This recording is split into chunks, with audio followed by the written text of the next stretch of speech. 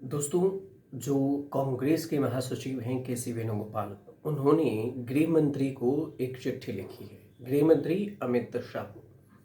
और ये चिट्ठी है राहुल गांधी को। बीजेपी के एक प्रवक्ता ने टीवी डिबेट में धमकी दे दिया। अब इसी को लेकर ये पत्र लिखी गई है और लंबा चौड़ा ये पोस्ट है जिसमें केसी वेणुगोपाल ने गृह मंत्री अमित शाह से मांग की है कि इस प्रवक्ता को गिरफ्तार किया जाए और न सिर्फ गिरफ्तार बल्कि सख्त सजा दी जाए, सख्त एक्शन लिया जाए ताकि ऐसी बातें दोबारा न करें। अब ये जो पूरा मामला क्या है, अब आप सोच रहे होंगे कि अचानक से ये कौन से प्रवक्ता आ गया। तो देखिए, बीजेपी का एक प्रवक्ता है जिसका नाम है प्रिंटू महादेव। प्रिंटू महादेव ने जो लद्दाख में हाल ही में हिंसा हुई उसमें एक टीवी डिबेट में कांग्रेस सांसद और लोकसभा में विपक्ष के नेता राहुल गांधी के खिलाफ आपत्तिजनक टिप्पणी करते हुए उन्होंने ये कहा कि राहुल गांधी के सीने में गोली मार दी जाएगी। इसके बाद इस पर बवाल हो गया।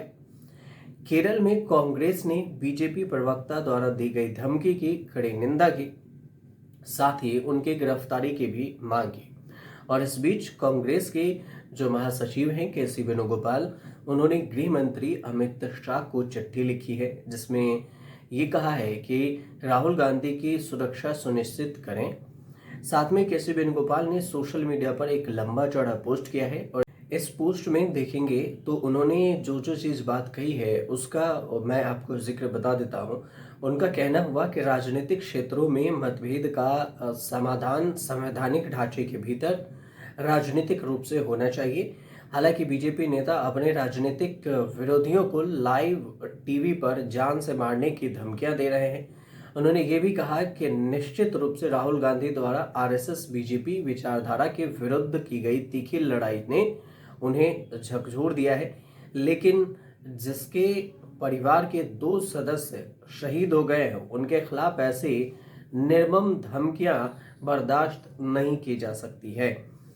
केशव वेणुगोपाल ने इस पर चिट्ठी भी लिखी है और उसमें उन्होंने कहा है कि बीजेपी के प्रवक्ता हैं प्रिंटू महादेव, उन्हें टीवी शो के दौरान जो राहुल गांधी को धमकी दी है उस पर कहा कि हिंसा, उन्होंने पत्र लिखकर यह भी कहा है कि हिंसा भड़काने के एक बेशरम कृत्य ने महादेव ने खुलेआम घोषणा की कि राहुल गांधी के सीने में गोली मार दी जाए और ये न तो जवान फिसलती और न ही लापरवाही से कही गई टिप्पणी है, इसलिए इस पर कार्रवाई की जाए।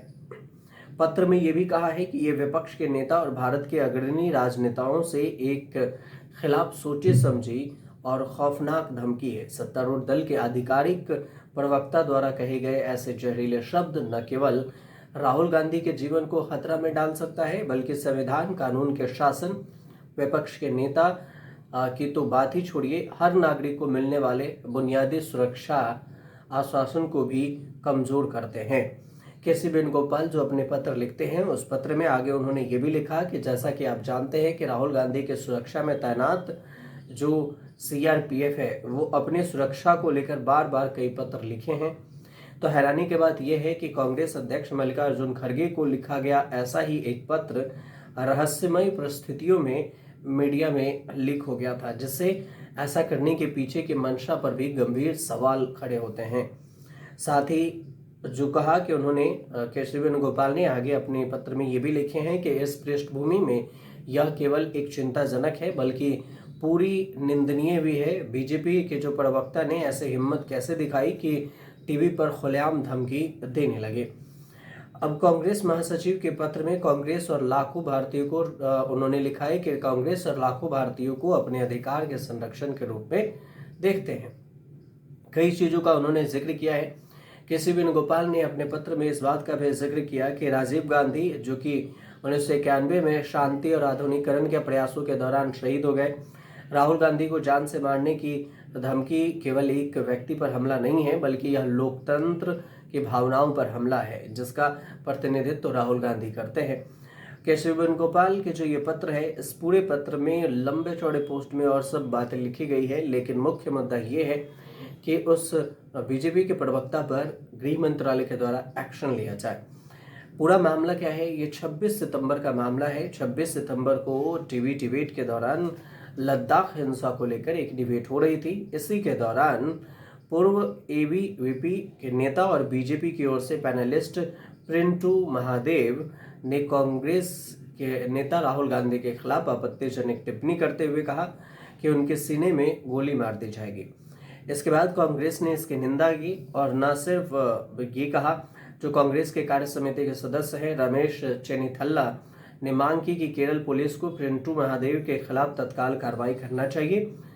साथ में ये भी कहा कि उन्होंने बीजेपी के जो प्रवक्ता है खुले तौर पर जिस तरह से धमका रहे हैं ये सही नहीं है। फिर भी पिनरई विजयन के नेतृत्व में केरल पुलिस इस मामले में कार्रवाई करने में हिचक रही है और इस पर बीजेपी और सीपीआईएम के बीच में साठगांठ को दिखाया गया है। सीधे तौर से देखा जाए तो ये केरल के जो बीजेपी के प्रवक्ता हैं वहाँ पर ये बात ऐसे हुई है और टीवी डिबेट में बैठे थे और इसीलिए केरल से ये मांग की गई है। अब आगे इस पर क्या कुछ कार्रवाई होगी ये आने वाले वक्त में पता चलेगा। कुछ अपडेट आएगा तो हम आपको जरूर बताएंगे। फिलहाल आपको ये जानकारी सही लगे तो हमारे चैनल से जुड़िए, सब्सक्राइब कीजिए, शेयर कीजिए, कमेंट जरूर कीजिएगा।